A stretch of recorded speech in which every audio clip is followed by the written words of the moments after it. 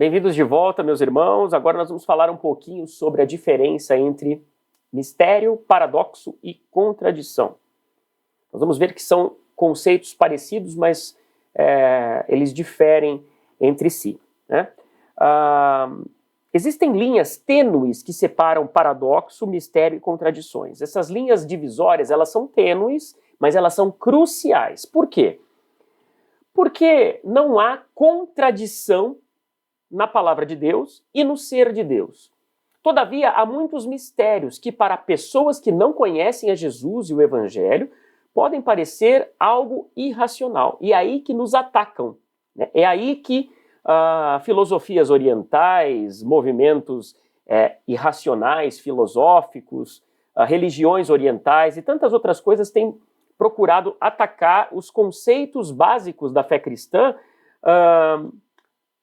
justamente questionando algumas coisas sob o ponto de vista do paradoxo ou do mistério, mas que na cabeça deles trata-se de uma contradição. E nós vamos ver já que em Deus e no Evangelho e na palavra de Deus não há contradição, né? Quando a gente tenta perscrutar, ou seja, analisar, indagar, estudar a fundo as profundezas de Deus, a gente é facilmente confundido.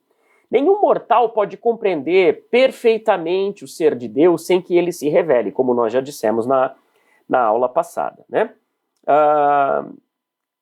Exaustivamente, nos mínimos detalhes, nem eu nem você conseguimos entender, compreender a mente de Deus, né? A Bíblia revela coisas sobre Deus que a gente sabe ser verdadeira. Por exemplo, mesmo que a gente seja incapaz de compreender, a gente sabe que é verdade porque está na palavra de Deus, né? E não é um suicídio intelectual crer na palavra de Deus, né? Nós já vamos também falar sobre cânon das Escrituras, sobre por que nós devemos e podemos acreditar na Bíblia com firmeza, com segurança. Mas, por exemplo, não temos um ponto de referência humano para entender, por exemplo, como que o ser de Deus é uma essência e 3 pessoas. É algo que foge o nosso padrão. Não temos um padrão humano para comparar com o de Deus, mas a palavra de Deus nos revela que Deus é Pai, Filho e Espírito Santo, coexistindo eternamente, né, eternamente, com o mesmo poder, majestade e glória, desde a eternidade. E ou a pessoa de Cristo, que é um único ser com 2 naturezas, perfeitamente humana, perfeitamente divina, né? Essas verdades são elevadas demais para a gente compreender sem nos curvarmos diante da majestade de Deus, né? Nem tudo a gente consegue explicar. Por quê? Porque a gente é limitado e o ser de Deus é ilimitado. E ele só se revela na medida em que ele quer e na medida que é suficiente para a gente ser salvo. A gente encontra problemas desse parecidos também no mundo natural, né? Não é só no ser de Deus. Por exemplo, a força da gravidade existe, mas como é que a gente consegue entendê-la? Como é que a gente começa? Como é que a gente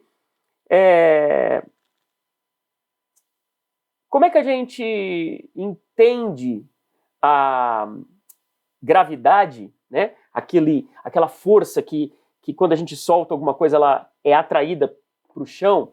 A gente sabe que ela existe, mas a gente não entende como funciona e nem tentamos defini-la como irracional. Olha só que interessante. Deus, muitas pessoas, por não entenderem ou acharem que isso está acima da compreensão, já tratam para o campo do irracional. Não, Deus não é irracional. Ele é misterioso. O exemplo aqui da força da gravidade, ela existe, sabemos, né? Não tem como você negá-la e de repente acordar e falar, não concordo com a lei da gravidade, eu vou sair voando, e você se jogar de um penhasco bem alto. Não tem como, você vai cair. Essa sua firme vontade consciente de negar a gravidade, ela simplesmente é uma tolice, porque ela é uma verdade, né? A gravidade existe. Mas a gente não pode dizer que ela é irracional ou contraditória, né? A maioria das pessoas concorda que o movimento é uma parte integrante da realidade também. O fato de nós nos movermos, o fato de até os físicos estudarem, né, as velocidades médias, movimentos circulares, e tantas coisas que a gente aprende na escola, né? Só que a essência do movimento em si, ela é objeto de estudo por milênios, por diversos físicos, por diversos estudiosos matemáticos, né? Há muito mistério sobre a realidade, e nem por isso justamente por isso a gente não entende todas as coisas, né? Isso não justifica um salto ao absurdo, né? A irracionalidade, ela é fatal tanto para a religião quanto para a ciência. Então a gente não pode dizer que algo que a gente não entenda, essa coisa seja irracional. Não, de maneira nenhuma. Paradoxo, né? Vamos tentar definir aqui o que seja paradoxo, contradição e mistério. O filósofo cristão Gordon Clark é que certa vez ele definiu um pouco essas questões de paradoxo, né? Ele até dizia de uma forma engraçada que o paradoxo é uma cãibra entre as orelhas. É algo que, tipo assim, quando você vê, é algo que parece não fazer sentido, mas quando a gente vai analisar um pouco mais a fundo, é possível encontrar uma solução. Paradoxo é muito parecido com contradição, por isso que a gente tem que ficar esperto, porque há diferenças, né? Paradoxos são difíceis de entender porque justamente à primeira vista parecem contradição, mas quando são sujeitos a um exame minucioso, com frequência a gente encontra as soluções. Por exemplo, Mateus 10:39, e talvez essa conversa toda você esteja pensando, mas o que isso tem a ver com a Bíblia, né? O que isso tem a ver comigo? Vamos lá, Mateus 10:39, olha o que Jesus fala. Quem perde a vida por minha causa, vai achá-la, né? Ou achá-la-á. Aparentemente, é algo que, poxa, quem quer encontrar a vida vai perder a vida, mas se eu perco a vida, como é que eu vou encontrá-la? Aparentemente, é uma contradição. Só que o que Jesus está falando é, quem perde a vida em um determinado sentido, vai encontrar a sua vida em outro sentido. Ou seja, quem abre mão das coisas deste mundo, encontra a vida eterna por meio de Cristo, o nosso Senhor. Ou seja, você deixa de viver para si mesmo e passa a viver para Jesus. Você deixa as coisas deste mundo e passa a viver no reino de Deus. Então você perde a sua vida num determinado sentido e ganha a sua vida em outro determinado sentido. Isso não é contradição. Isso é um simples paradoxo. Se percebe a diferença? Agora, uma contradição já é algo completamente diferente. Algo contraditório, né? Uma contradição é uma afirmação que viola a lei clássica da não contradição. A lei clássica da não contradição é uma fórmula filosófica que diz assim, uma coisa chamada A, põe aí, letra A, não pode ser A e não há ao mesmo tempo, né? Por exemplo, Abraão não pode ser Abraão e não Abraão ao mesmo tempo. Ou seja, alguma coisa não pode existir e deixar de existir ao mesmo tempo.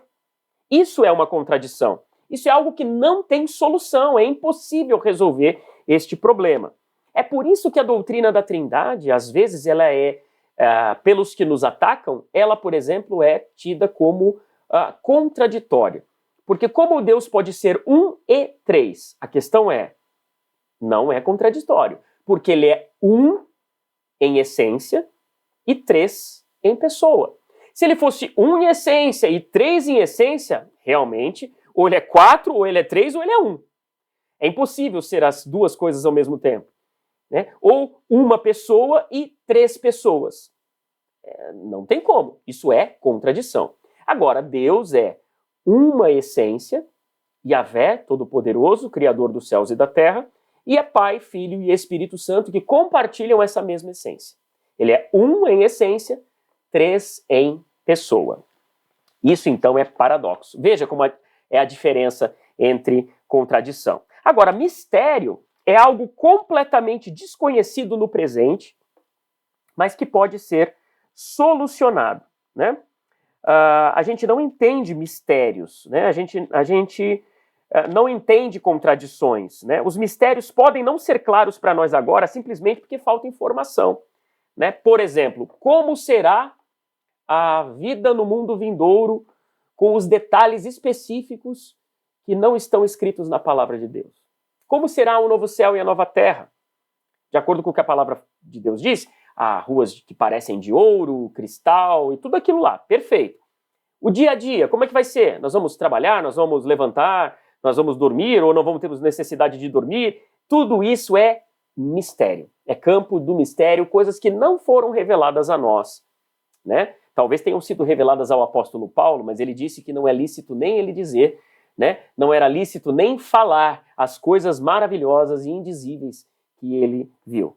Entendeu então um pouquinho sobre a diferença entre contradição, paradoxo e mistério? Eu espero que sim. Qualquer dúvida, deixe nos comentários, né, de onde nós vamos colocar esse vídeo e depois nós compartilhamos aí as respostas em nome de Jesus. Deus te abençoe. Vamos já para a próxima lição.